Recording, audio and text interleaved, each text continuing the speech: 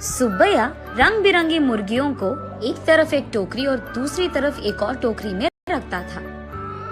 उन मुर्गियों को सारा गांव घुमाकर उन सबको बेचकर पैसे लेकर वो खुशी खुशी घर लौटता है।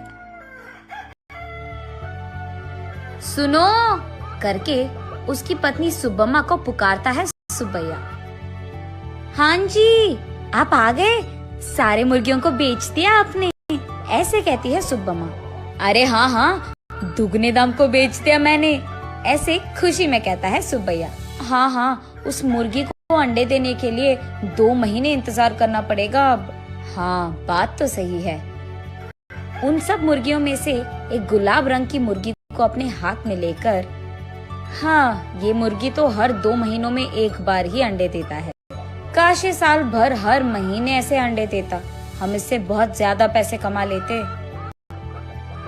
ये कहकर उस मुर्गी को वही जमीन पे छोड़ देता है सुब्बैया। चलो छोड़ो जी, इसी मुर्गे के वजह से तो हम कुछ तो भी कमा पा रहे हैं, अब उसी से काम चलाना होगा। अब चलो, खाने का वक्त हो गया, खाने आ जाइए आप। उस रात के 12 बजने के बाद सुब्बैया धीरे से नींद में जागकर अपनी आंखें खोलता है। उसके बगल में मौजूद सुब्बम्मा गहरी नींद में थी। इसी को मौका मानकर सुब्बैया धीरे से एक चाकू को लेकर बाहर जाता है। बाहर टोकरी के नीचे मौजूद उस गुलाब रंग की मुर्गी को वो बाहर निकालता है और उस मुर्गी से सुब्बैया ऐसे बात करता है। हर महीना अगर तू अंडा देगी तो तेरा कुछ जाएगा क्या? या फिर तुझे इस बात की घमंड है कि तू एक ही है जो रंग बिरंगे अंडे देती है? आज मैं तेरा घमंड उतार दूंगा।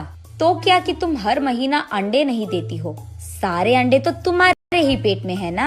उन सारे अंडों को एक ही साथ बाहर निकालकर मैं उन सबको एक ही बार में बहुत ज्यादा पैसे के लिए बेच दूंगा, देख लेना।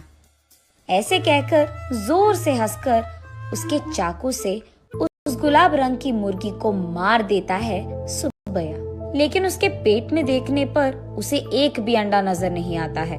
हाय भगवान, ऐसे सोचते ही रहता है कि इतने देर में सुब्बम्मा नींद से जाग उठती है।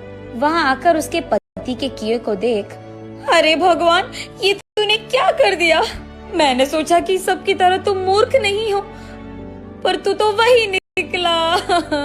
अरे रे, इतनी अच्छी पैसे देने वाली मुर्गी को तूने जान से मार दिया। अरे रे, सोने की बतख की कहानी कभी सुनी नहीं है क्या तुमने? हाय भगवान, ये मेरे पति ने क्या कर दिया? तुझे लालची बनने की क्या जरूरत थी?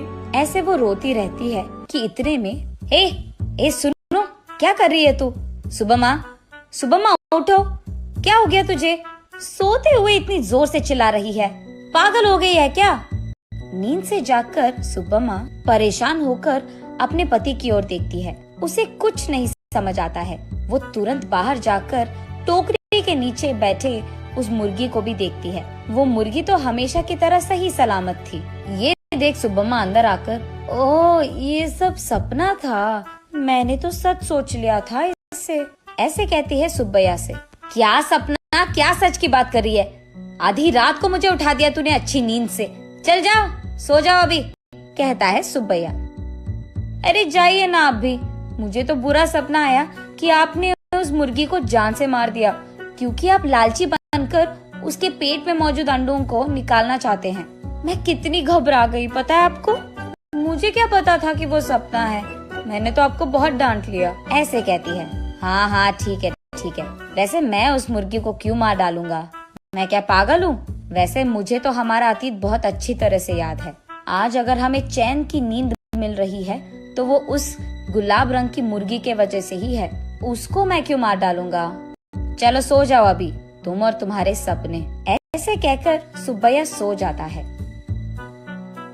लेकिन सुब्बम्मा वही बैठकर अतीत में चले जाती है। एक समय में सुब्बम्मा और सुब्बैया दोनों मुर्गियों का व्यापार करते थे। सुब्बम्मा कुछ मुर्गियों को अपने घर के पास ही रखती थी। उनको खाना देना, उनके अंडों को इकट्ठा करना और उन अंडों को अगल बगल वालों में बेच देना, बड़े हुए मुर्गियों को बिकाव के लिए रख देना और उन मुर्गियों को सुब्बैया का इधर उधर जाकर बेच देना, यही होता था। लेकिन मुर्गियां हर रोज नहीं बिकती थी। कभी कभार तो 10-15 दिनों में एक ही मुर्गी बिकता था। इसी कारण सारा गांव घूम घूम कर थक कर घर आता था सुब्बैया। कभी कभार तो उन मुर्गियों को दाना डालने के लिए भी सुब्बैया और सुब्बम्मा के पास पैसे नहीं थे। तब एक दिन सारा दिन घूमकर थके हारे सुब्बैया उसके घर लौटता है। घर आकर वो बरामदे में बैठता है और उसके बगल में सुब्बम्मा खड़ी रहती है। क्या आज भी एक भी मुर्गी नहीं बिकी? वो ऐसे पूछ ही रही थी कि वहाँ एक साधु आता है। माता, खाने के लिए कुछ दे दो, ऐसे पूछता है। थका हुआ सुब्बैया, ए साधु, हमारे पास ही खाने के लिए कुछ नहीं है, अब तुम्हें क्या दे?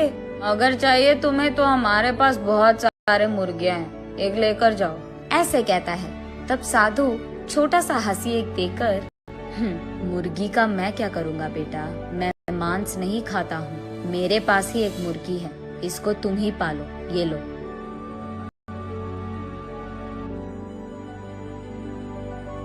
ये कहकर उनके हाथ में मौजूद एक गुलाब रंग की मुर्गी को उसके हाथ में देता है। मुड़कर देखने से पहले ही वो साधु वहाँ से गायब हो जाता है। सुब्बैया तब उस गुलाब रंग की मुर्गी को देख, इस तरह की मुर्गियाँ भी मौजूद है क्या? अगर इसी रंग के मुर्गियाँ हमारे पास होंगे तो हम उन्हें दुगने दाम में बेच पाएंगे, ऐसे कहता है सुब्बम्मा को देखते हुए। हाँ चलो ठीक है, अब हमें इस प्रकार के मुर्गी कहाँ मिलेगा? वो साधु मांसाहारी नहीं था इसीलिए दिया उसने, वरना इस रंग की मुर्गी हमारे पास कहाँ से आता? ये कहकर उस मुर्गी को वही एक टोकरी में डालकर वहाँ से चले जाते हैं। अगले दिन देखने पर वो मुर्गी अंडे देता है। ये देख वो दोनों उन सारे अंडों को एक जगह इकट्ठा करके रखते हैं। कुछ दिन बाद उन अंडों से बाहर आए मुर्गियों को देख सुब्बम्मा आश्चर्यचकित हो जाती है। अरे सुनो, इधर आइए आप, सुनते हो? अरे कहाँ हो आप? इधर आइए जल्दी, ऐसे वो अपने पति को पुकारती रहती है। अरे क्या हो गया? ऐसे चिल्ला रही है जैसे कोई मर गया, क्या हो गया? उसके ऐसे कहने पर सुब्बम्मा उसे रंग बिरंगी अंडों को दिखाकर ऐसे कहती है, अरे देखिए ना, उस साधु ने जो मुर्गी हमको दिया है उसके अंडों से रंग बिरंगी मुर्गियाँ आई है। ये कहकर सुब्बम्मा उन मुर्गियों को सुब्बैया को दिखाती है। चलो अच्छा ही हुआ, भगवान की कृपा हो या साधु की, हमारे लिए तो ये भला ही है। चलो हमारी मुश्किलें तो खत्म हो गई। आज ही मैं इन सारे मुर्गियों को बाजार में दुगने दाम पर बेचकर उन पैसों के साथ घर लौटूंगा। सुब्बैया जो रंग बिरंगे मुर्गियों को लाता है वहाँ के गांव वाले कभी नहीं देखे थे। इसी कारण गांव वाले सारे बहुत उत्साह से हमें चाहिए तो हमें चाहिए ऐसे एक दूसरे में बहस करते हुए सुब्बैया के पास जाते हैं।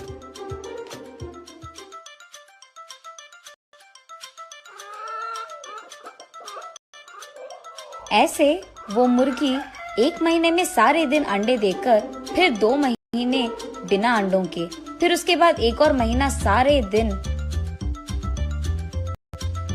अंडे देते हुए रहती थी। अब उन्हीं महीनों में सुब्बैया भी अंडों को जमा करके उन्हें बाजार में बेचता था। ऐसे ही कुछ ही दिनों में पति पत्नी दोनों कमाए हुए पैसों के कारण चैन की नींद सोने लगते हैं।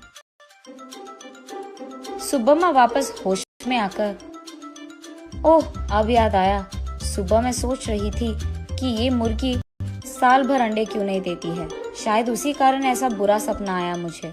ये सोचकर वापस गहरी नींद में सो जाती है सुब्बम्मा।